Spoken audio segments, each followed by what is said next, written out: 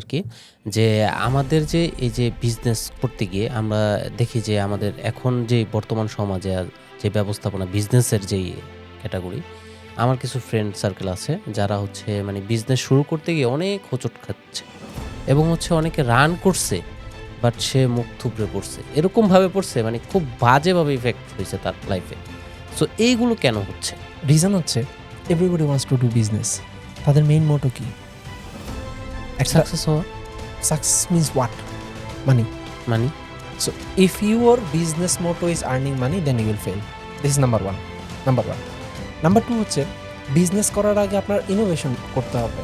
Like আপনি business করতেছেন, everyone is a salesman, তাই না? বিজনেস মানে কি? You are selling something to some people. What problem you are solving? আপনি যদি একটা মানুষের একটা প্রবলেম সলভ করতে পারেন, ইউর বিজনেস ইজ আপ। যদি আপনার বিজনেসটা প্রবলেম সলভ করতে না পারে দেন ডোন্ট ডু ইট। আরেকটা ব্যাপার হচ্ছে আপনি বিজনেস শুরু করছেন, বাট এন্টারপ্রেনিউয়ার্স যারা, এরা যে সবচেয়ে বড় যে ভুলটা করে, হিউম্যান রিসোর্স, ট্যাক্স, দেন বিজনেস প্রসেস, ইনভেন্টরি ম্যানেজমেন্ট, এই জিনিসগুলো তারা শিখে না। These are the boring thing, but these are also the fundamental things. এই জিনিসগুলো আপনি যদি না শিখেন, ইউ উইল শিওরলি ফেল।